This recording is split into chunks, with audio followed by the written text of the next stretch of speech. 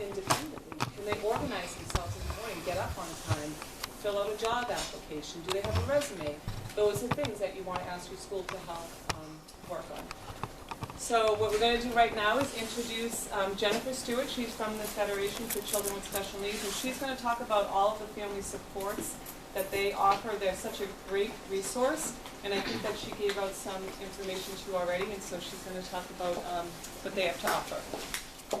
Great, thank you. So the presentation I put together is actually sort of an introduction about transition planning.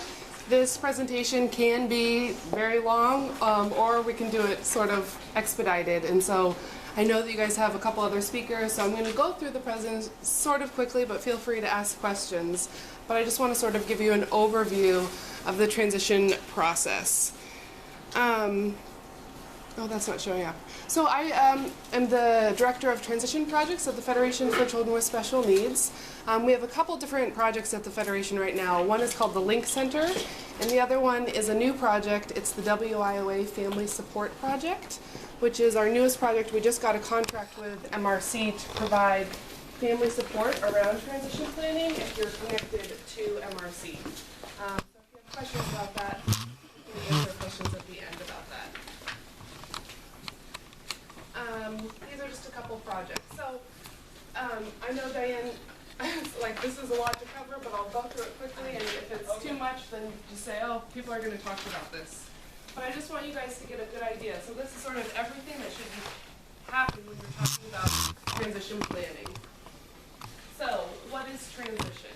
Transition is really planning for life after high school. And so there's sort of different ways to think about transition. I think there's transition that happens, transition services in the school system. There's a referral process when we talk about Chapter 688 to adult services, and that's sort of thought of as transition. And then we have just big picture transition planning. And all of them are important, but the words can kind of get confusing. So when we talk about transition, you know, there's different ways to think about it. But most importantly, what we want to do is make sure we do big picture transition planning, planning for life after high school. So this is having academic and non-academic courses, employment and related training opportunities, and community living and leisure activities. All of these things are considered transition. And the ultimate goal is to help young adults move on to life after high school. For me, just to break it down and not to think about the law, you know, what is most important and what do we want for all young adults? When they leave high school, we want them to have meaningful day activities. We want them to have somewhere safe to live. We want them to be able to get around. And we want them to have friends and relationships. This is what every human being wants. And we want the same thing for our young adults. So if we can think about even those four things, you know, it's like you sort of move away from the IEP goals and you just think about these four things. Can we figure these four things out for our young adults? So I'll sort of skip this, but just why transition is so important is because, unfortunately, statistics for adults with disabilities are not great. The unemployment rate for adults with disabilities is around 70%, and that number has remained the same for many years.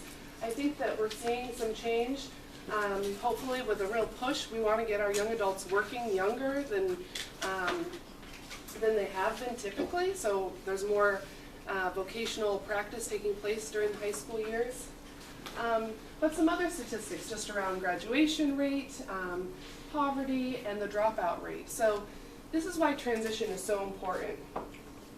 These are some of the laws that come up when we talk about transition. I won't go into them, but I will be talking about the IDEA. So the Individuals with Disabilities Education Act, that's sort of the driving force of where transition services come from in the education system. And so the purpose of the IDEA is to ensure that all children with disabilities have free and appropriate public education.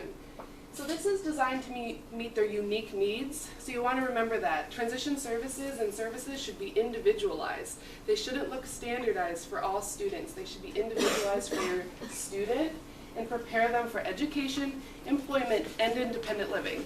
That's sort of the language of IDEA. But it's important to remember actually that transition is so much more than just education, employment, and independent living, and that it's important to practice those skills of self-determination and financial literacy, vocational, the interpersonal skills. So it's all of these skills fall under what transition is. This is just a graphic from DESE. It's talking about what they want for all students. Very similar for students with disabilities. We shouldn't have different expectations. So it's workplace readiness, academics, and personal and social development. So we should have the same standards for students with disabilities. As Diane said, so what are transition Just 1 second. services? Does anyone need the book in Spanish? Okay. It's coordinated. It's a coordinated set of activities with a results-oriented process. So it's very focused.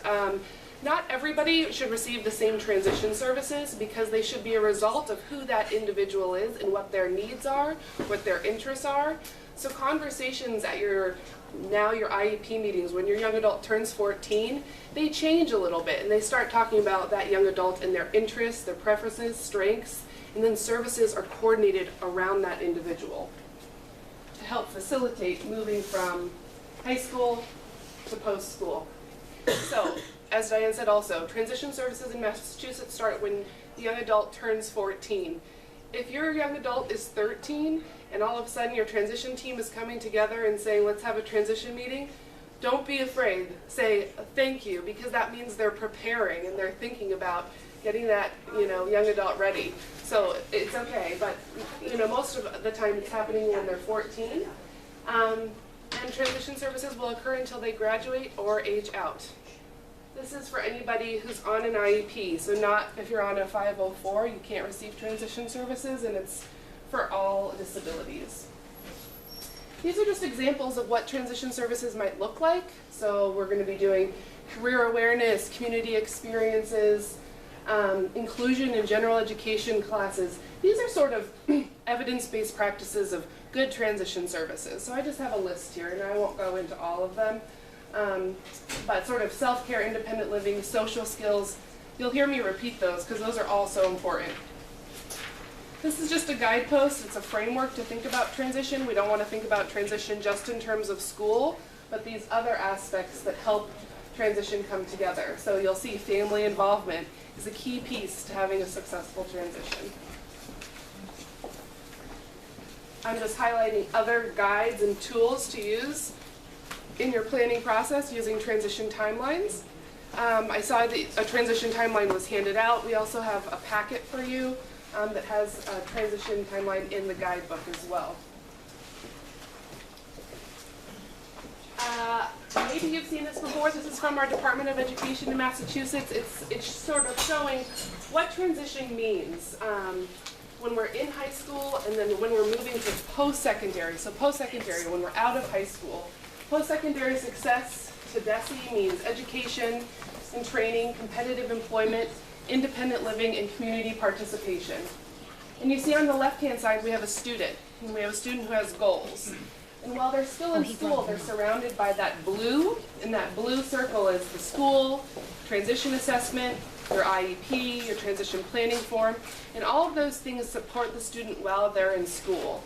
But you'll see, as they move towards post-secondary success, the school is no longer there. And that's the message we really want to make clear if you get anything out of the presentation, is to understand when you transition out of high school, that school system and that support system is no longer there. And then what's important is the family, community, adult services, community services.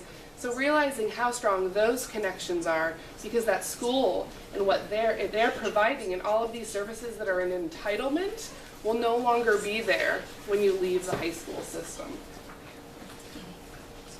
I'll go through this quickly. Just the parents' role in transition planning is so important. One, just sort of helping to guide the process, keeping on point, what should we be doing, what should we be practicing, but really helping to provide opportunities for your young adult, whether it's volunteering or connecting to some neighbors that might open up a job opportunity. But I think most importantly, really talking to them about what it is that they're interested in and helping provide them with opportunities to pursue that. Because when it comes to transition, there's a shift, and all of a sudden the student has actually the main role in transition. And this is best practice. This is what we want to see. We want to see the student at the center of the transition planning process. We want to hear, what is your vision? What is it that you want to do? What do you think that you're good at? And there's that shift also. All these years they've been hearing maybe at their IEP meetings if they've been attending or from their parents or teachers what they're not good at. Well, we're shifting. Now we're going to talk about what are you good at and how can we practice opportunities and provide opportunities for you to explore your interests. This is what we want to see happening in the transition years. So really giving them opportunities to explore their interests is what transition is all about, through sort of self-determination and self-advocacy. These are the years where we're wanting to provide opportunities to make choice. So this is very important both at home and in school, right? So we want paraprofessionals, we want teachers to also know this and not to do things for our children, but to provide them with opportunities to take leadership roles in the school and then at home too. They need to make the choices about what they're having for breakfast, what they're going to wear, all of those things. Even if they're limited, what can they potentially make decisions about? Because it's so important just during these years for them to make mistakes, because that's how they learn. That's how they're going to grow. Touch briefly on transition assessments. This is, so all these years in special education, you've been having assessments take place. When we hear the word transition assessment, the only thing I want you to think about is it's the same thing. It's just something that happens when the young adult turns 14, and it falls under that umbrella of high school years. So any assessment is a transition assessment, okay? So age-appropriate transition assessments are required by law, so you can request any type of assessment. There's both informal and formal assessments. So more formal assessments are going to be your achievement tests, aptitude tests. They often have a scale and rating system where maybe they're compared to other young adults the same age. And then there's informal. And I honestly see, when it comes to transition, informal assessment as being so valuable because it's observing them in the community, you know, interviewing them about their interess. Writing reflections. I love reflections. Like every day they should write a reflection. You know, what did you enjoy doing? What didn't work for you today? Was there something that you learned? That information, that's all transition assessment. Most importantly, it's just transition assessment is driven by the questions you want to know. So making lists of questions that you want answered about your young adult. Can they work 8 hours a day? How will they get around? Can they travel safely on the T? You know, those types of questions. That's what drives transition assessment. So just asking for a blanket transition assessment, maybe you're going to get some valuable information, but if you know your child the best, so what is it that you really want to find out? So that's a good way to think about transition assessment. In terms of preparing for a meeting, we want to be using the transition planning form and become pretty familiar with that form. So when you turn 14 and transition services start, you start with a transition planning form. So this form guides your meeting. You talk about the student's vision, and then after this, you move to the IEP. If you can talk to your student before you actually go to the IEP meeting about some of their interests and maybe how they want to participate in their meeting, because that's the other thing. At 14, they're invited to their meeting. So this can look different in many ways. They can come and they could lead their meeting. They could come and just sit. But we want to think about, how do you want to engage in your meeting? Excuse me, I don't mean to interrupt. Yeah. I have an older child. When did they start allowing the child to come into the meetings? Because they didn't do that for in the 90s. They weren't doing that. So I don't know probably the exact year of when that law changed. That's something that's new, I think. I'm an older parent. Yeah. So I mean, I was wondering, you know. Maybe I think missed 2008. 2008. Oh, okay. Okay. Okay, Yeah. I see. Yeah. Because they But- didn't do that years ago. But still, I mean, That's why I was asking. Well, Yeah. I'm not keeping up with things. right. But it's good to be aware of that, because a lot of times parents still don't even know that their children are invited because they're not attending, but they are invited, and a decision needs to be made about whether they're attending or not. I'm going quickly. No, that's No? good. Okay. Yeah. All right. The last point, learn about graduation requirements. This is so important. You want to make sure you're talking to your team about, are we on the same page as to when this young adult is graduating? Because I don't know how many calls I get at the Federation where parents are calling me saying, they didn't know that their child was graduating this year, and it just boggles my mind, you know, it's like, how did we get to this place? So we really want to make sure that that's a topic of conversation, and that the team and the parent and the young adult are all on the same page as to when that young adult is graduating. I won't talk too much about this. This is the transition planning form. There's 3 different components. We're going to talk about the post-secondary vision, so what that student wants to do after high school. I will say sometimes this is like controversial as to whose vision it is. I highly recommend that the student's vision goes on there no matter what. And then if the parents or the team has a different opinion, that could also go on there, but you have to sort of respect and hear what that student says, and I would put that on the form. And this vision that's on the transition planning form gets transferred directly over to the IEP, so there should be no change in that form. You also talk about disability-related needs. This is what the student, what are their needs, and this is how you help to develop your IEP goals. So using and walking this form is actually sometimes not taking place, but it can be a very powerful tool to help develop your IEP. An action plan.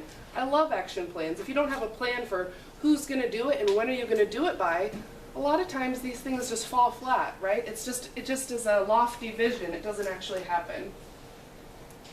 So a vision should, in general, this is what DESE recommends, it should include a goal around education and training, around employment, and if applicable, or appropriate independent living skills. So I think my recommendation is the more detailed you can be about a vision, the better, because a vision is really what drives your transition services and your IEP. So the more detailed you can be and help your student get there, the better. And just thinking about what are tools you can use with the young adults, this is just an example. You know, if the transition planning form is something that, you know, their eyes are going cross, you know, it's like, well, what if we look at something else? You know, where do you want to live? Where do you want to work? What do you want to do for fun? How are we going to get around, and who are you going to hang out with? These are the questions. These are the questions we want to know from our young adults. This is transition in the IEP where you're going to see it. I'm not going to go through this because you have the slides, just because I know I don't have that much time. And I've sort of gone through this. I just want to highlight about the process. The transition planning form is not a legal document. So I'm saying start with the transition planning form and then go to the IEP. But the transition planning form is thought of as a flexible brainstorming tool, so it's a tool to use. But if you write something on the transition planning form that doesn't make its way onto the IEP, it's not legally binding, right? So the IEP is the only legal document, and so you need to make sure that things are getting transferred to the IEP. The end of entitlement, right? So I talked about that earlier. So you have all of these services, and then there's an end. And that end is usually when they accept the diploma. So that could be at 18, or that could be if they decide to stay and they age out when they turn 22. If they do decide to stay past their graduation date of their peers when they turn 18, they can participate in a social graduation. I think maybe Diane said that her daughter did that. So that's relatively new law. And another thing just to know is you can't ask the school, or they should provide a summary of performance so you have a nice sort of review of, you know, the students' high school years of what they achieved. Graduation, what does that mean? You have to pass all 3 MCAS tests in the 10th grade. And you also have to meet your local graduation requirements. So finding out what your local graduation requirements are important. I want to quickly mention there's something called an EPP. So if your student is close to passing the MCAS, which is a proficiency score of 240, so if they're close within a certain range, they can get put on an EPP, which is a plan within the school to help that student pass the MCAS. If they are not on the track to pass MCAS, they will just receive a certificate of achievement or a certificate of attendance. So if they don't take the MCAS, to sum it up in a nutshell, if they don't take the MCAS, they just get a certificate. If they don't take the MCAS at all. Right. But if they take the MCAS, they will get a diploma. If they pass the MCAS. Okay. So it needs to be proficient, not needs improvement. Right. Well, they would get on an EPP plan potentially if they were close. And the EPP is overseen by the principal of the school. And they would come up with a plan to help that student potentially pass within the subject area of math or ELA. Do you want to also touch upon, because I remember I mentioned like some kids, like their social skills are where they should be, or some of their skills, they're just not there yet, and you feel like the school maybe hadn't done enough. So those are conversations to have in the IEP meeting, because you don't have to graduate. You don't have to accept that diploma if you feel like they're not ready. So just remember that at your meetings, because I've met families who have young adults who had no idea, and their child graduated, and then they were at home because they didn't have those skills. They didn't have their resume. They didn't know how to navigate a college campus. So those are all things that definitely go into transition. Definitely, we see that, and a lot of our calls with the Federation are about that too, but then it still goes back to your IEP. And what does your IEP say? And hopefully the IEP has goals and services in there that relate to the student's vision, and if those weren't met, then there's an argument that that student is not ready to graduate. But if there's not anything that's in the IEP, you don't have much of an argument. So then you kind of, oh, he passed MCAS, oh my goodness, they're graduating. And so that's what we see a lot. So it's sort of making sure that you plan from the get-go, having those good conversations. I just want to highlight sort of turning 18 and what this means. Turning 18, this is the age of majority. So, you know, technically your young adult is now an adult, and all of the decision-making are now transferred from the parent to the young adults. And so this isn't just relevant in special education, but in all aspects of life. Their healthcare decisions, their financial decisions. As I say, a youth can vote, buy a house, or get married. My next slide talks about sort of alternatives and ways to do shared decision making. Of course, there is an option of guardianship as well. But other things to just highlight when you turn 18, that all males must register for the Selective Service.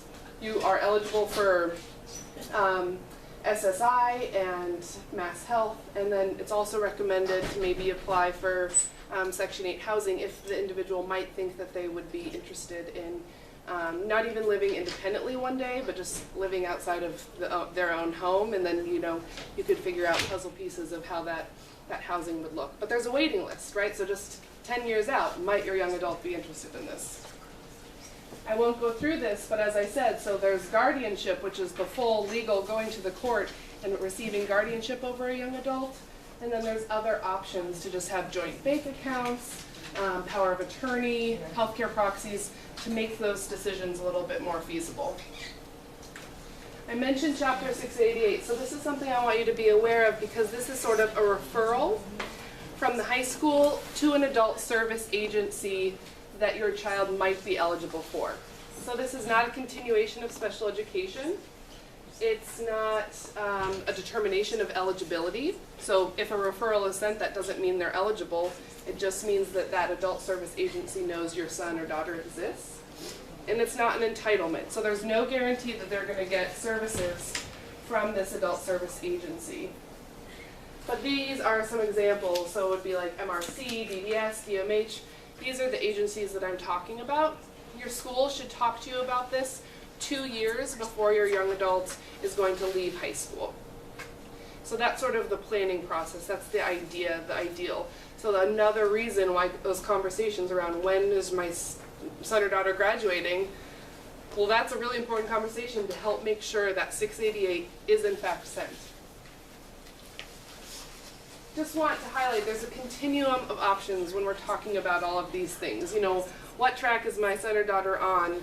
You know, there are many different tracks, and they're all, you know, appropriate to make sure they match with what's appropriate for your young adult, their interests, the supports they need.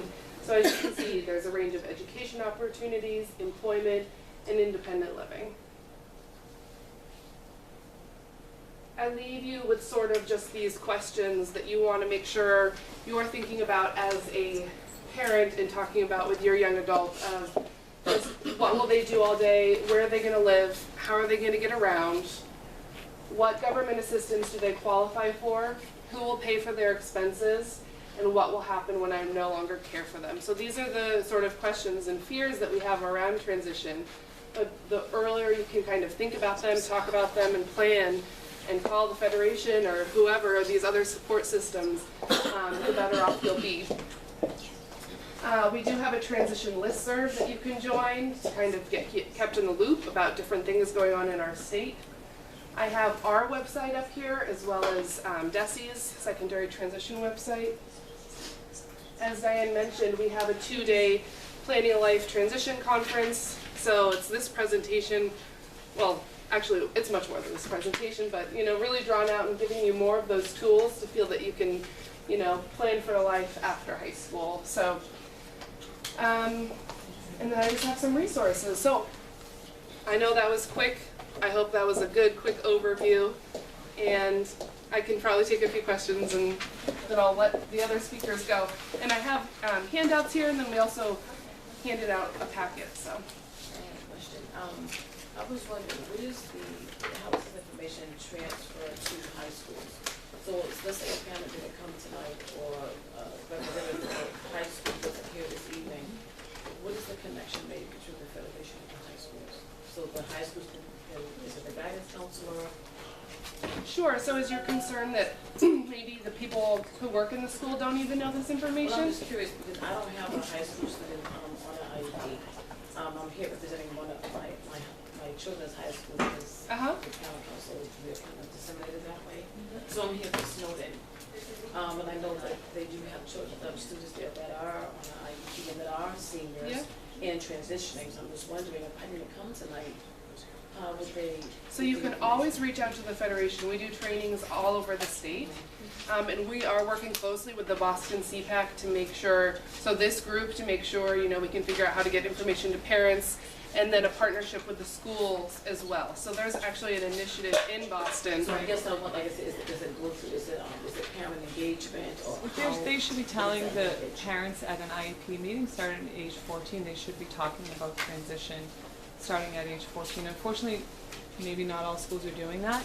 And sometimes it's good that you're here to give that information because power, knowledge is power, right? So you can go back and then you can tell the parents and then they can ask that question to start the conversation. But it should automatically be happening in school. And Marisa McCarthy from Boston Public Schools is here and she's going to also present and she will touch upon that. But schools should be telling families and working with the families. And if they're not, that is definitely something that you can talk to Marisa about. Yeah. No, I know, but that does happen But I sometimes. guess I will say also, I think for what we do, at the Yes. Federation in terms of educating parents is to make you feel that you are the advocate. And when you go to the meeting, in the packet you'll see 3 different brochures. So they're called TIPS brochures, and they are DESI's advisories on transition, translated to be like a nice family-friendly brochure.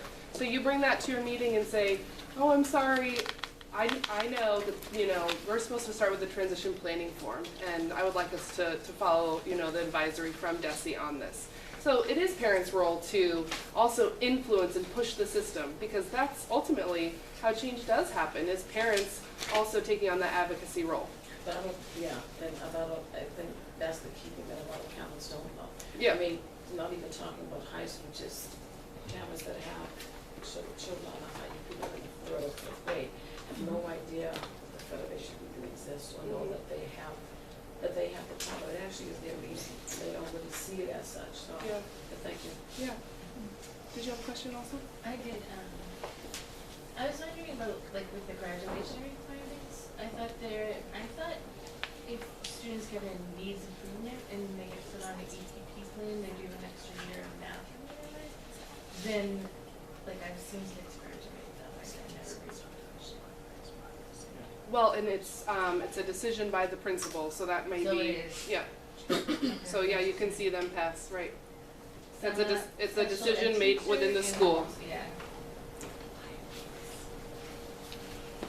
All right. Does anyone have any other questions? About the 2-day conference, Yes. you need to sign up for it, or just walk in, or what time is it? Because I didn't say the time in here. Yeah, so, nope, you have to go to our website, and I probably don't have that there. So if you go to the Link Center website, you can click on Planning a Life, and you register online. And we do have scholarships available. So I think you said that you went for free. This conference used to be under a grant, and it was for free. So now we do charge for both days, but you can apply for a scholarship. So, They do charge for it. hmm? They do charge for it. There's We no do, but we do also have scholarships. Yeah. Okay, all right, thank you so Thanks. much, thank you. And so next we have Jay O'Brien. Jay O'Brien is the founder of Exceptional Lives, which is a really terrific website tool that can help you navigate anywhere from when your child is born all the way into adulthood. And we asked Jay to come and present to you because, as you can see, transition, there's a lot of information. So this is a great place for you to go on your own. You can refer to it. It really can give you some good tools as a parent, and also, you know, if teachers in the room, you know, for instance, guardianship, you can go on there, and it really breaks it down very nicely for you. And you can also download applications as well, which can be really helpful. So Jay's going to talk about his website. Right. I love when technology works. Could I just hand out, take one and maybe pass it on? Just a very simple two-sided brochure. Our website is on the bottom of the back side. Thank you, Diane and Carolyn and John and Kristen, Steve. It's great to be here. I've been here before, but it's been a little while. So again, I'm Jay O'Brien, co-founder, director of a nonprofit based in Boston called Exceptional Lives. And I'm going to give you a brief intro and then give you a sample of some of the free online guides that we're sharing with the world and encourage you to take advantage of them. I really love to follow folks like, I think it was Jennifer. She's got the substance. What we're trying to do in a way is take the expertise from the brains and the minds and the books and the PowerPoints of people like Jennifer and the Federation and MRC and other leading nonprofits and state agencies, and really just repackage that to give it to you in a better, easier, more plain language way.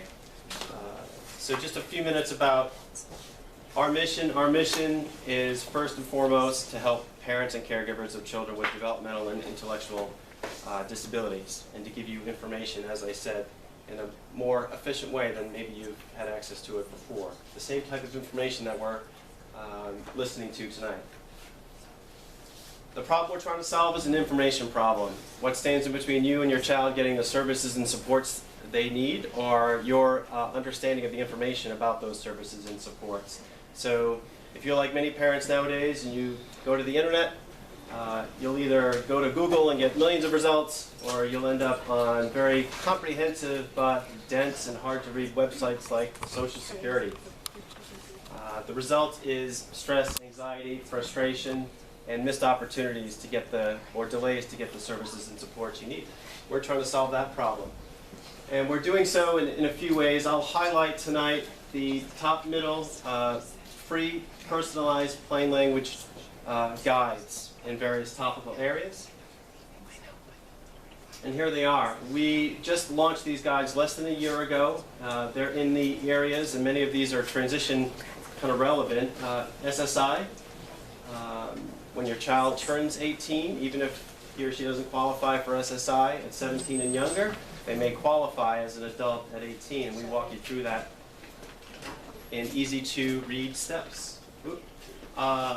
We have two special education guides. If you're not yet involved in the special education system, we tell you how to potentially understand to qualify for that, what kinds of evaluations and assessments or diagnosis that you need in order to get tapped into the system. Once you're in the system, we have a guide on how to create an effective IEP, which I can show you some examples of the screens in that plain language guide. We also have a guide on improving or optimizing your health insurance, including the different Mass Health programs that we have here in Massachusetts, but also autism-related health insurance is in that guide. And then we have guardianship and the alternatives to guardianship. Guardianship is not an all or nothing thing. It's another topic where when your child turns 18, things change. So you need to know what you can do and what your options are in that area as well. We are soon coming out with a resource directory, also free, so that you can find out resources in your local area. So more on that, we think, in January 2017, if not sooner. This is what we think makes our way of presenting information just a little different. We have this web-based software that allows us to ask you questions and use your answers to give you relevant info and filter out what's not relevant to you based on the age of your child or the disability type or your preferences. You can give us answers which are very private and confidential, but we only use those answers to give you information that matters to you. And again, by filtering out what's not relevant, we're trying to help solve that information problem, that information overload problem that we identified earlier. We have a plain language expert on staff, and we're all becoming expert in this. But to turn the government jargon and legalese into easier to read terms so that you can get through it. Experts say that we really need to bring this readability level for parents down to a 6th grade reading level, if not a 3rd or 4th grade. Not because you can't read higher than that, it's because everybody here is pressed for time. And the more plain language we can make something, the easier and quicker you can get through it and get what you need for your child or children with disabilities. We also focus on action steps, things you can do in the real world today to make progress. And again, as I mentioned, these guides are free and available through the magic of the internet around the clock. Our data shows that a lot of parents are actually going into these guides at 10, 11, 12 o'clock at night, because that's when you have time to spend 5 or 10 minutes or whatever you have to get this kind of information when the kids are in bed and the rest of the day is behind you. So just some quick numbers. I'll highlight a few. Down in the left-hand corner, you can't read it, but since we've had these guides out, and particularly recently, we're now up to 90% of parents and 95% of professionals would recommend these guides, these free guides to other parents. Not perfect, but we're aspiring to be perfect. We want to reach 100% on those. But almost 20,000, I think actually we passed 20,000 parents and professionals have started using these guides just in the last 11 months alone. And some of the things that parents say about these guides. I can boil this down to what we kind of look at as what we're trying to do for parents. We're trying to give you a place to start and start at square one and then walk through in an easy fashion to make progress through understanding what your guardianship options are, understanding how to qualify and apply for SSI, how to be a more effective member of that IEP team, etc. So I'm going to stop that. And then I'm going to give you a couple quick samples of our guides. If I can now work my own computer.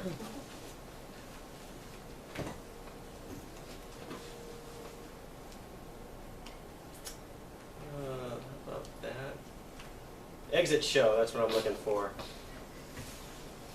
Okay, so I have a couple options here. I'm going to first show you, say, our health insurance guide. Take me 2 minutes. Gives you a real quick introduction to what we're trying to do and how we're trying to do it.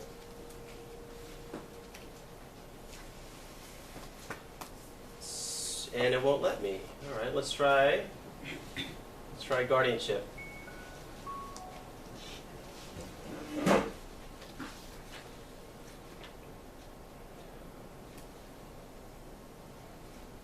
And I'm not going to take you through all of these, but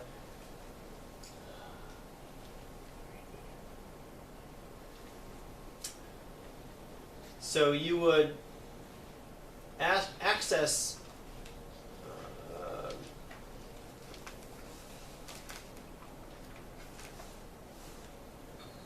trying to get the full screen view here.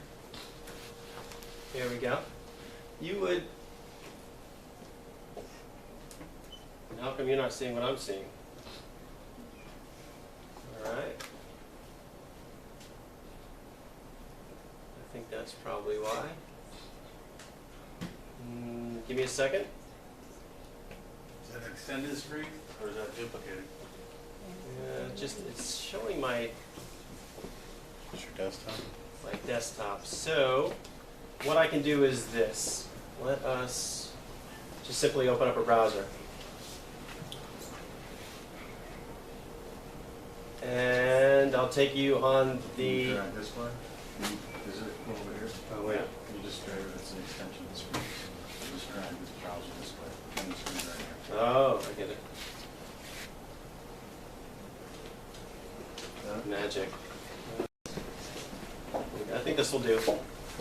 Although I can't see it. This is going to be... So I'm seeing the forest, and you guys are seeing... You could duplicate it in one. Yeah. Well, I think I can get through it. Just use the mouse and Right. It's going to be a little weird, but... So this is the exceptionallives.org website. You can come here, click Start Your Own Guide,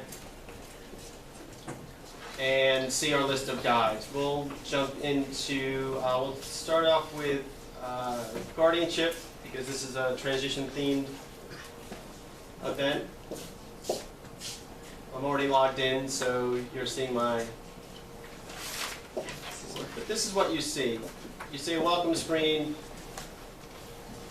And again, we are going to ask you questions, use your answers to walk you through guardianship and the alternatives to guardianship. So once you're ready to start, we ask you a question. Now some of the questions are yes, no, black and white. Some others require a little bit of thought. But again, we try to break it down into easy to read, easy to answer terms. And in this case with guardianship, this first question is, if your child needs a lot of help with decision making, we'll show you guardianship, full guardianship first. But if your child can make decisions in some areas and maybe needs a little support, a little more support in other areas, we'll take you through all the different alternatives to guardianship as well. So let's do that.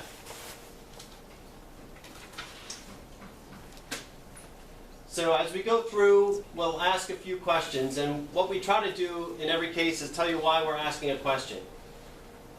If you answer this, we're going to show you that. So we'll take you through less restrictive alternatives to guardianship, like healthcare proxies or powers of attorney, things that no parent or no professional knows before you kind of start walking through this for the first time. So we don't presume that you know what these terms mean. We walk you through it, and where they require definition, we give that to you in easy to access ways. So in this case,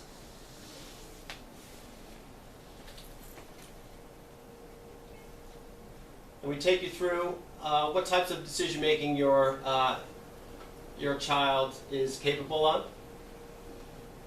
We ask you about government benefits, and in this case, if SSI is involved, and we have a free SSI guide as well, you as the parent or caregiver should be considering something called a representative payee or a rep payee, so we walk you through that. In this case, we'll say no. Now again, you can go through these guides right now on your own mobile phone, or if you have a computer or a tablet, anytime, day or night, from the comfort of your own home or office, and put in your answers and get the info that's relevant to you. So if I don't answer something the way you would, you can simply answer it your own way. Do you have an app, or is it like just using the full website on the phone? That's a great question. We don't yet have an app. Like, you couldn't get an icon for Exceptional Lives on your phone yet, but we're working towards that. And I'm going to go, let me quickly go through and show you what the output is. We go through the questions, and there's usually anywhere from 2 to 10 questions in a given guide. In this case here, the type of disability affects the paperwork you would get and go through and fill out. So we ask you that question. And then we say, thank you for answering the questions. You can name your guide. If you have more than one child, you can say Joseph's Guide. And then here we go. So we have a welcome section in each guide, and then we walk you through. This is the sort of the table of contents, all the different steps. You can use it as a printable checklist as well. You can see the progress bar coming up. You get little congratulations messages along the way. So that is just to give you a quick taste of the format of our guides. You'll see that in many of these, where there are important forms, you can pop open the forms and download these to your local computer. Someday in the next year or so, we're going to help you fill out the forms right on the computer to make it even easier for you, no matter what those forms may be. Where there is extra information, we give you the option of opening a box, and like here, if you want to get the next level of detail, if you're one of those parents that wants to know more and has the time to know it, you can pop open these additional boxes. We try to present the information, again, in plain language, but with some images as well, so it's not just reading blocks of text like we saw on that Social Security website earlier. And so that is just one of our guides. I would love to take just 2 more minutes before I hand off to the next Can I just wait presenter. right now? Yes, Carolyn. So for those of you that don't know me, I'm Carolyn Kane. I'm the chair of Boston SpedPac. I have a daughter with disabilities, significant disabilities. So I actually went onto the website and walked through the questions, and it's sort of like what type of how significant is your child's disabilities? And I know that she has an intellectual disability. So I filled out all the questions, and it took me to sort of what I need to do for guardianship, but it also brings you to the page where it shows you the actual forms that you need to file in court and what paperwork that you need to take to your child's doctor and who you have to get the paperwork from to be able to fill it out. I have to tell you that I'm also an attorney, and if you went on to the probate court's website, you would never be able to figure out which documents that you need and how to fill them out. And so this is really, I can't say how good a tool this is to walk you through not only guardianship, but issues like filing for SSI. It really breaks it down to a level where parents can understand it, and then you can do it then, or you can read it, you save it for yourself, and then you go back in and open it, and you don't have to start all over again. It has your separate file saved for you. So use it yourselves and let other parents know about it, because it's the most easy to use tool that I've found out there as a parent. So, he can only give you a limited snapshot of what it is, but I can tell you that I went through the process of myself of going through and answering the questions, and I was amazed at how easy it was to do, and also how helpful the information was that it gave me, because I've looked for it through the main websites of like the court system, or even through, Social Security and that, and it's in a much more manageable way. So I can't overstate what a good tool it is. Okay, thanks. Thank you very much, Carolyn. I could never say that better than she just said. Thank you. I'm going to give you a quick snapshot of the IEP guide, because in this guide, after answering a few questions, you can get right to not only the IEP form, we break it down and kind of take the mystery out of that form, especially for those who are going through the IEP process for the first time, or it's just been the first year or two, but also the transition planning form, which is, can and should be part of the IEP process starting no later than age 14 for the child. And we ask you questions that matter, and we, based on your answers, we'll ask you some additional questions depending on how you answer. So we're even filtering the questions that you see based on your unique situation. So you'll find this is the 3rd question in the guide, and this is entirely related, as we explained down here in the why we're asking part. If your child is 14 or older, we'll take you through the transition form as part of the IEP process. And based on how you answer these questions, we present the info. Here's the thank you for answering the questions again. You can skip right to any part of this, or a lot of parents go through it in order, but you don't have to. So, and we walk you through the steps. Here's what you can do. You'll see that on a lot of these screens. Again, the action steps that you can take today. You can pop open the transition form, download it to your own computer, but then simply scroll down, and we take each section of the form, and there are 3 main sections of the transition planning form, and we kind of coach you through what you as a parent or caregiver should be thinking of as you get ready to tackle this transition planning form as part of the IEP. So we don't yet have specific transition-related guides, but in the next 12 months we'll be working on guides that are specific for young adults with disabilities and their parents, transition to work, transition to college, and transition to independent living. So those three guides we are planning to have available by, we hope, the beginning of the school year 2017-2018. And I'll stop there. Thank you. Sorry I rushed through that, but please, question. Does your guide have a language preference, or is it just all in English right now? Yeah, we are taking this first year to get it right in English first and to get it down into plain language English. But we're now talking with translation companies to do culturally competent translations. And we want to start with Spanish, but as quickly as we can go to Portuguese, Vietnamese, Chinese, and Haitian Creole, and that's where we'll start. We don't trust things like Google Translate because it's just inaccurate. It's not accurate enough. Yeah, seems like you've had experience with that too. But great question. We hope to have at least the Spanish versions of these available within about 6 months. I have a question. Yes. Do you have some more information about REPAY and all that stuff? Because is it available at exceptionallives.org? Yeah.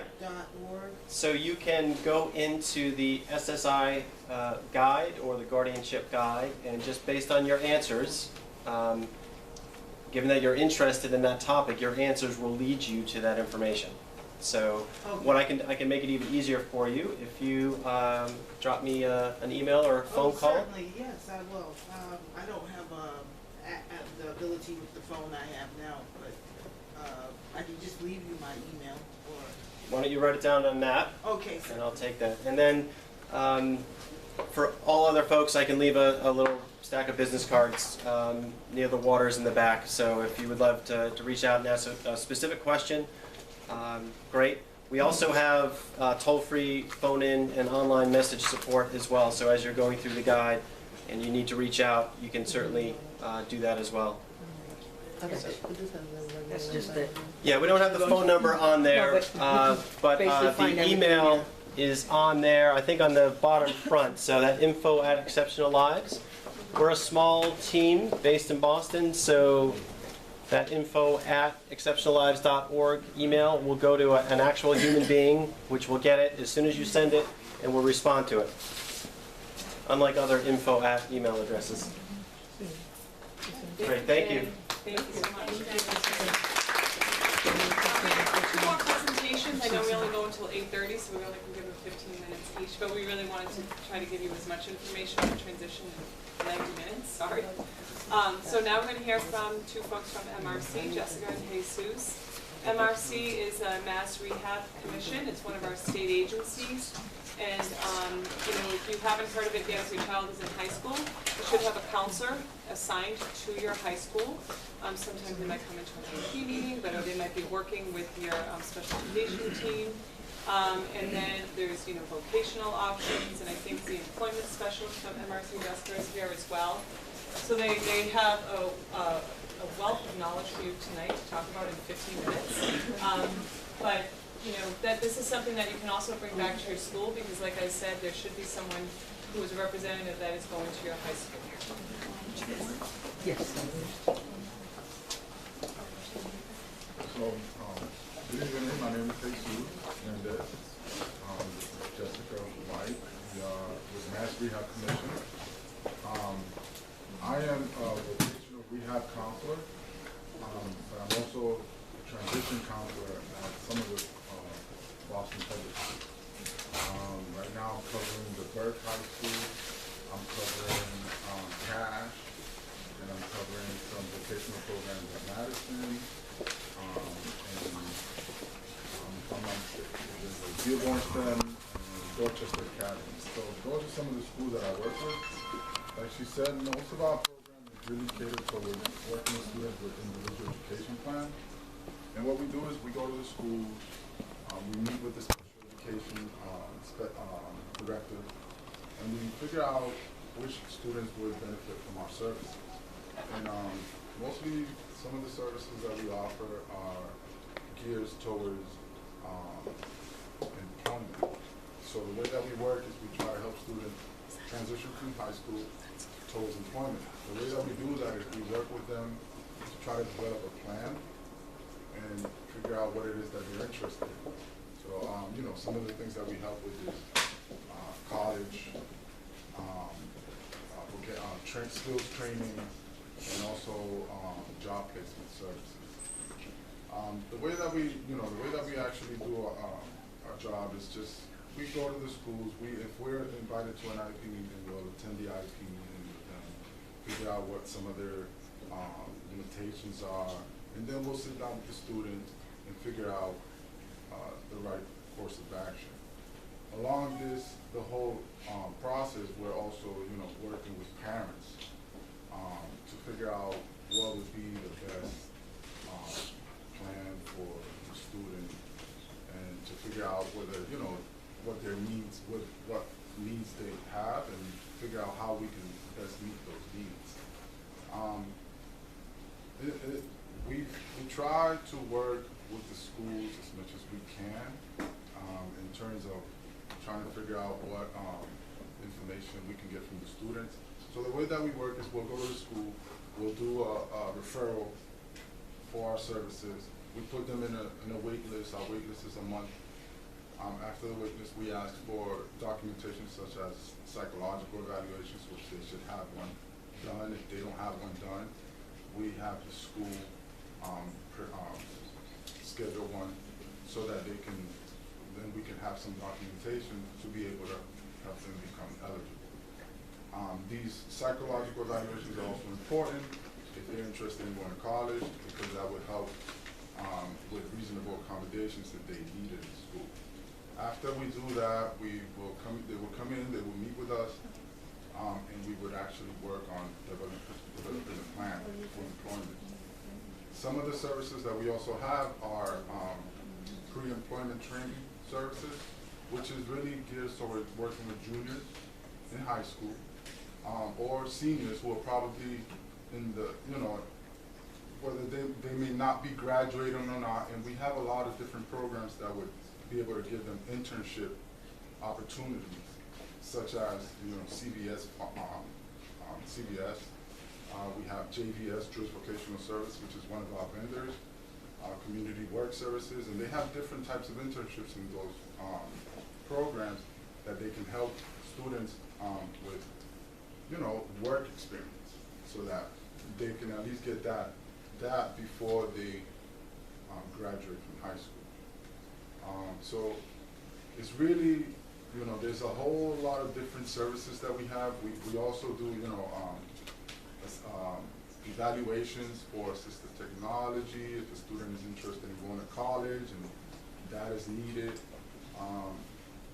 We try to accommodate them in every way we can, whether it is transportation to go to school and back, whether it is, if they're planning to go to work, we would help them with clothing so that they can get some help in starting to work. We also offer funding for college.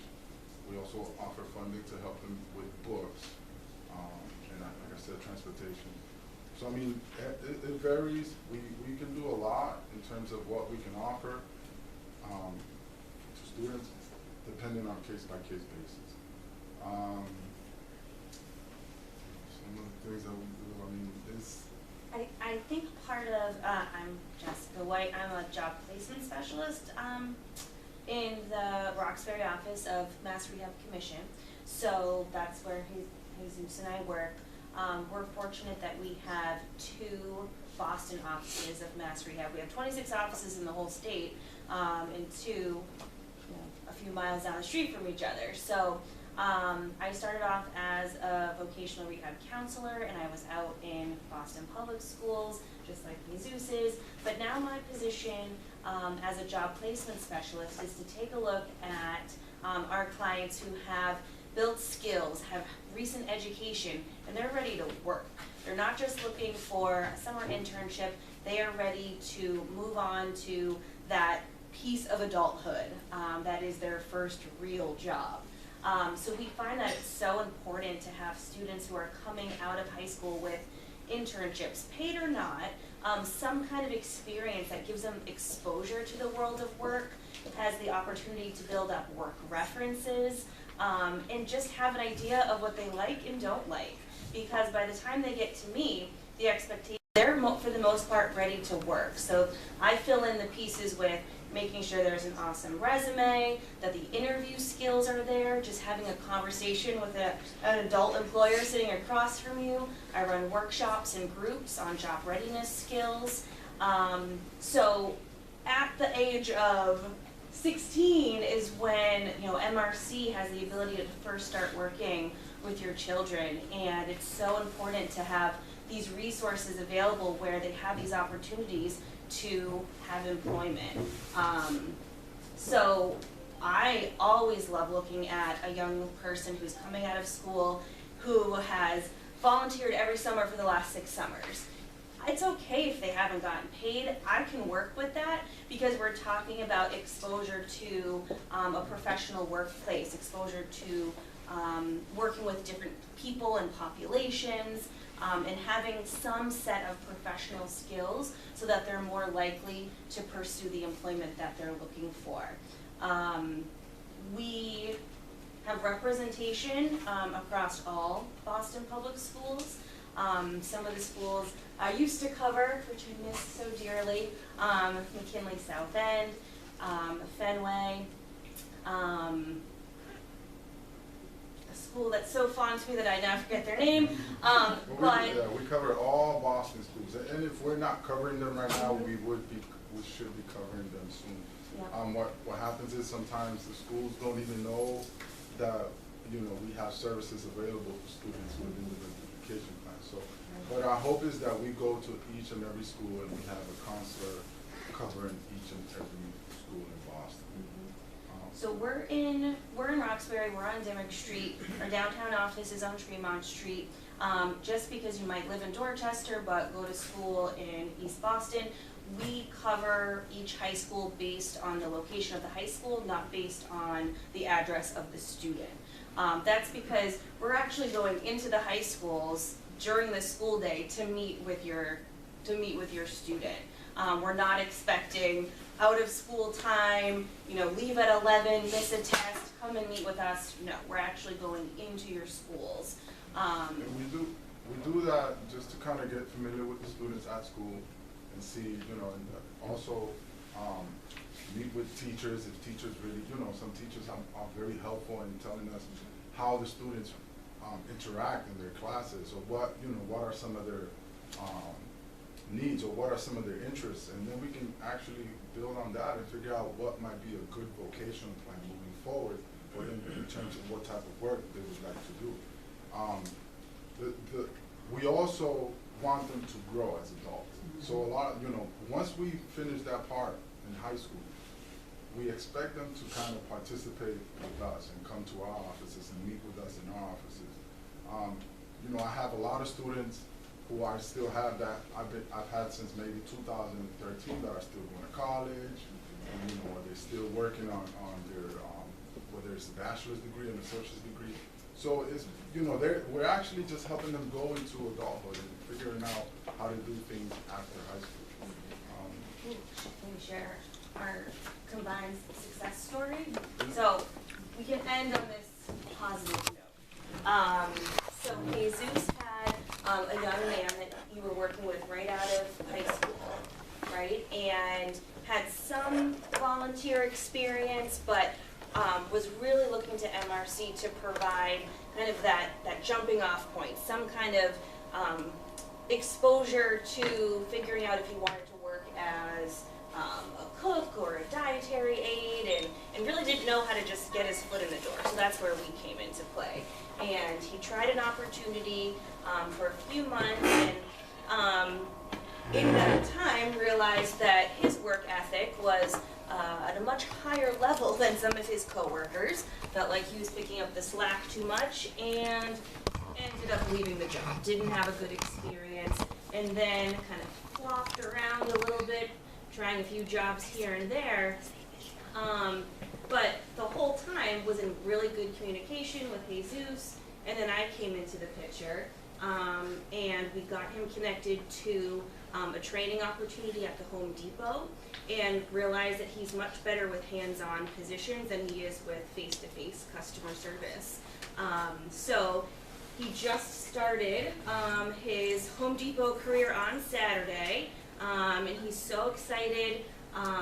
He just really connected with the values of the store, and I don't think he would have gotten that the day after he left high school. He had to try a few things, and he's now going to be working part-time hours as a freight associate, making $12 an hour.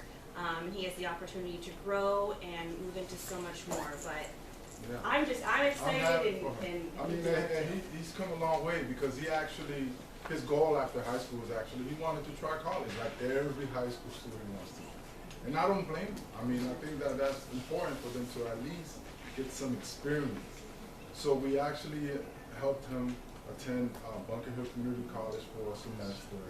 And the second semester came around and he started figuring out that maybe college wasn't for him. So, after a couple of classes, he figured, it's okay, I think I'm doing well, but it's a lot of work for me. So we were able to help him, with placement and jobs. That's the main thing, is just try to make it successful, that, whether it is going to school or whether it is finding employment. So I'm not going to pass this out because it's a little overwhelming, but if you have a current high school student and you're wondering, who is this counselor from Mass Rehab that's supposed to be covering my school? I have a list, whether or not it's a counselor from our Roxbury office or our downtown Boston office. And this is just a good guide to take into your guidance department or your special ed director at your school to that next IEP meeting and say, hey, how can we get connected as part of the transition services to MRC? So I'm going to leave this behind. Or I'm going to pass it out. Do you have a question? Yeah, I have a question. I have a special needs son, and he's 14, but he's in a residential. So some of the stuff I'm hearing is for like the high school or Boston. He's still on the Boston guidelines, so we still have Boston IEP. But does anybody go to like a residential setting for IEPs? For IEPs, I'm not quite sure how to answer that, but I would say in general, we work with people with disabilities from age 16 all the way up to 100. So at some point, parents are welcome to make direct referrals to MRC. What we're trying to do is be a little more focused and collaborative with BPS to make sure that those services are in place. So that would be my first starting point, whatever the educational kind of authority is that's governing, the IEP for your son, but also looking at starting those services 2 years before he's expected to graduate. That's where MRC would come into play. And residential should follow your son's IEP, and then I think Boston once a year would have the meeting. Yeah, so any type of setting, Boston would still be responsible for holding the IEP meeting and doing all of these transition components that we're talking about tonight. That's the really unique part about transition that makes it complicated but individualized, is that you could have very few services and transition applies. You could be in a residential setting with many services and transition applies. It's about meeting the students at what their vision is and then connecting them with the right agencies for after graduation. So yeah, it's still our responsibility to host all that. Okay. So part of the referral process to you guys would be under the umbrella of the 688 when you have that meeting, and then you could apply for various other agencies. And do you guys have overlap between like the Department of Mental Health? Yeah, We work together. We work together with mental health. We work together with developmental services.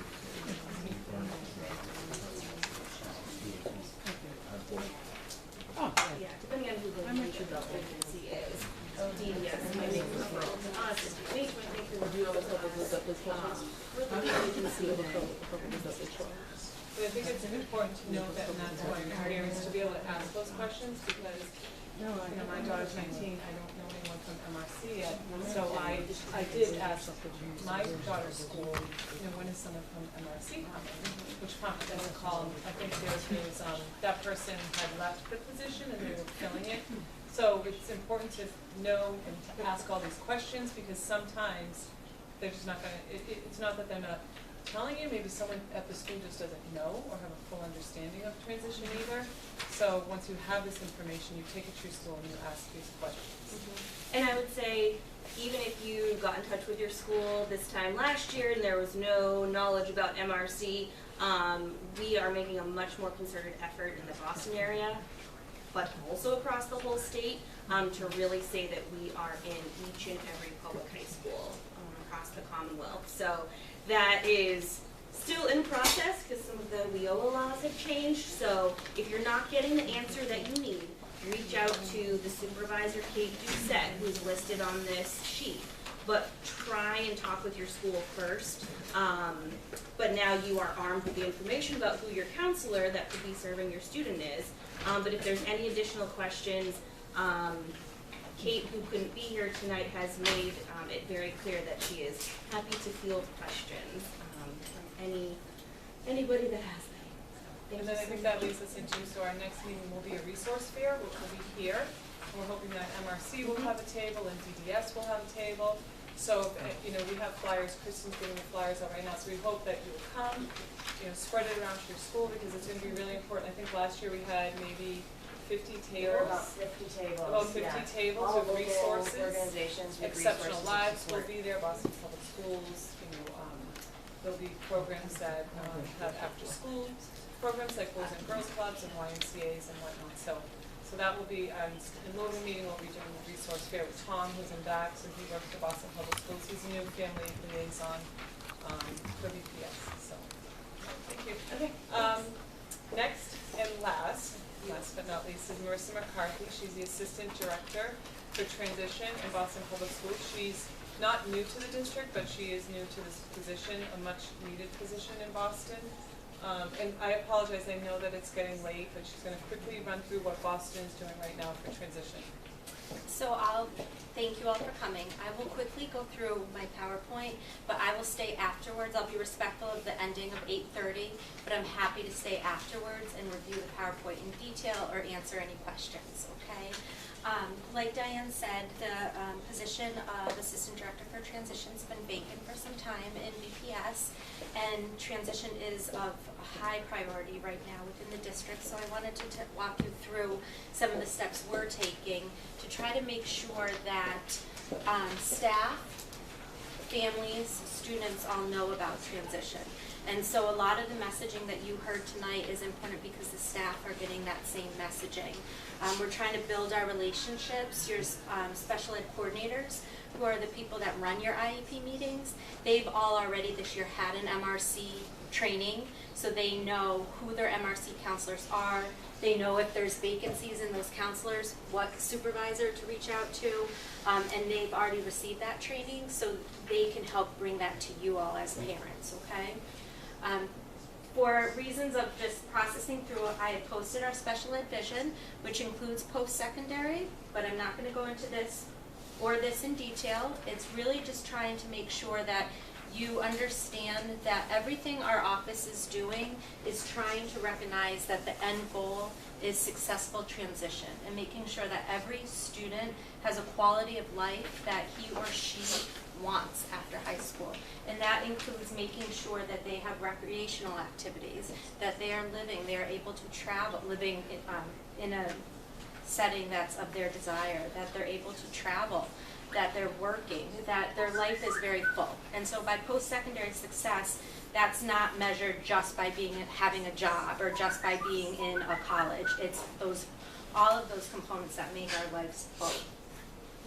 I put this up here so you can see that you're not alone. There's 4,000, this is from last year, there's over 4,000 students within the district of transition age. There are a lot of families that are just getting this information for the first time. that are navigating a system that's really confusing and really individualized.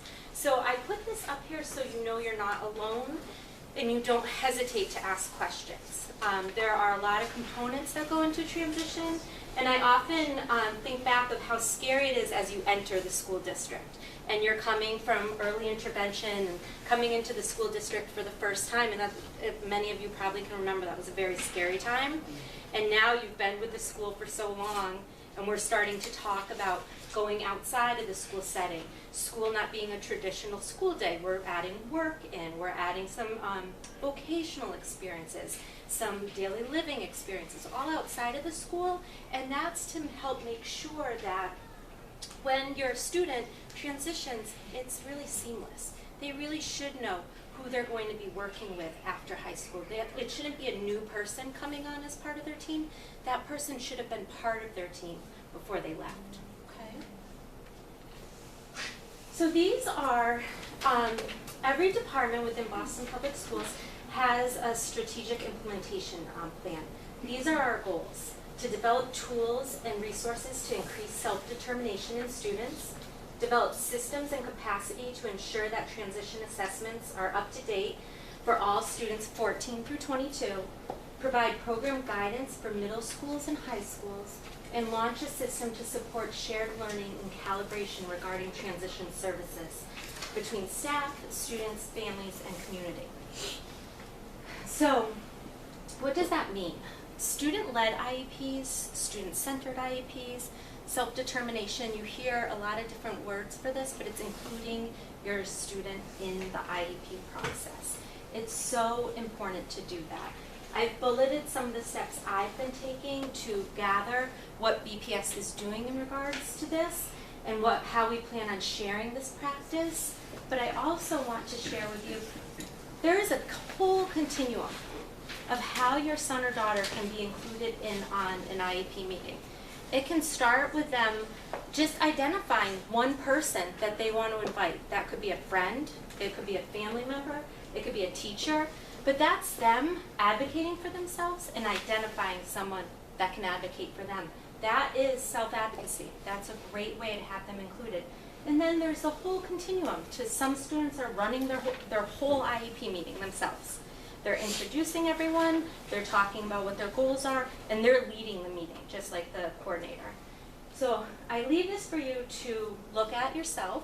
We can go through it in detail afterwards, but know that this is the same challenge I've given our coordinators, is pick one of these and include it in your IEP meetings so that we can take first steps in being more student-centered in our IEP meetings. Transition assessments, like you heard in our first presentation, that's ongoing. That needs to start at 14, and we need to be telling you what we're assessing, how we're assessing it, what curriculum we're doing. I did some work today with a new curriculum that we're going to be introducing. Some schools are using it now, but we'll be introducing it in all transition programs. It's called Unique, and our transition specialists, who are part of, it's called Strive within the district, they're going to help our schools understand how to use Unique so that you're able to see what competencies, what skills your student is working on and what progress they're making, so that we know that when, like our MRC talked about, getting out there and having those internships, those job experiences, that we're building in experiences during the school day. At younger times, we brought those services into middle schools, and that they're prepared to actually go out safely and experience their community. Calibrating these services. So since I entered this role in September, part of what I've been doing is going out and visiting schools. I've been meeting with our different partners and trying to gather an understanding of what services we have. And now I'm in the phase of taking those services and making sure they're scaled so that every school knows what options there are out there. And so that every student is getting that shared, same but different transition experience, unique to them. Some of the things we've done are increase our partnerships. We're bringing that curriculum in. We're expanding the role of our transition support specialists, that's Strive. Historically, they've worked with students that are non-diploma bound. They're working with all students and guiding all staff through that now. So we're taking steps to try to make sure that the services are calibrated to be across the entire district. And then we've increased our partnerships, and I'm trying to share those partnerships. And so just to give you a sense of some of these are some agencies we have, and they work on everything from self-advocacy to social to career readiness. And we've increased these services significantly over the course of this school year. Our superintendent has put a focus on this. So impactability, which is a self-advocacy program that runs in our schools. It was in very few schools. It's going to cross over many schools by the end of the year, and so that grows. Best Buddies, we're opening 9 new chapters, so we'll have 12. 3 are already signed up in the middle schools, 3 in the high schools. So as you can see, we're trying to bring it down to middle schools as well. Young Entrepreneurs is a career readiness program that teaches very soft skills that you need to have before you go out into work. We're doing a train the trainer model, so 21 of our teachers will be what we call YEP certified, and they'll be able to offer those courses. So these are just the SALS course, Self-Advocacy Leadership Series. We have a group of students from McKinley right now that are participating in that course. So we're trying to reach more students with the broad range of partnerships. And how do we measure this? We measure this, there's state requirements that we're working on measuring this with, as well as our own internal processes. But 2 of them are, the state has us do Indicator 13 and Indicator 14. Indicator 13 makes sure that we are writing goals annually that are aligned to your students' vision and their transition goals. It's making sure that we are inviting the agencies to the IEP meetings and that we are inviting students to the IEP meetings. So for your transition age son or daughter, they should always be included in their IEP meeting, and we should always be inviting the agency that we expect will be working with them after high school. We're also contacting, I just finished Indicator 14, where we're actually following up with students who have left high school and seeing if they are enrolled in classes, if they're working, how long they're working for, what agencies they're working with. So these are some great ways that we're getting to measure our work that we're doing to make sure that we are providing you the services that you deserve in regards to transition. And again, one of the things that's very important to me is that we all receive the same training. I think that it's so crucial that the staff and school personnel who are providing these services are getting the same training that you as parents and guardians are getting, that your sons and daughters are empowered by having the training as well. The community, been active. I've been so impressed with the Boston community. There's so many people that reach out, not just agencies that are specific to individuals with disabilities, but real careers, real employers that want to employ individuals with disabilities. They want to learn how to be a strong employer of individuals with disabilities, and they're taking the time to learn how to train and maintain and help grow individuals with disabilities. So that is my presentation, about a 30-minute presentation in 10 minutes. So I just want to give you time to ask questions or stay behind, but it is 8:30, and so I just want to breathe. Thank you so much. And That's a lot of information. you know, let you know that I'm here. You can contact me anytime. Every one of your schools absolutely has an MRC counselor, DDS, DMH if you need it. There's a lot of partnerships, and you're just going to continue to see this growing and growing. Please encourage us, if we're not including your student in an IEP meeting, encourage us to be stronger and better and make sure that we invite them. So, Thank you everyone for coming. On your way out, there's this advisory from DESE, Department of Education, that just went to all school districts, including Boston, that talks about transition, because even the Department of Education really has a strong focus on this. So I had to give one to my school because they really didn't have a full understanding of it. So just recently at a meeting, I handed it to them for them to review. So you can also do the same. You can bring it to your IEP meeting or just hand it to your SPED coordinator. It's very helpful that you read yourself and then give it to them to inform. So thank you everyone for coming. I appreciate it. Be careful driving. Where are those located? This is it's On the right out. It desk. should be right out here. We left. It's very good. Yeah, it's an advisory that they put forth throughout the state, and they gave it to all the districts to inform them of what school districts should be doing. So, Does anybody have any questions real quick, or Melissa? No questions? thank you guys. Thank you. Bye.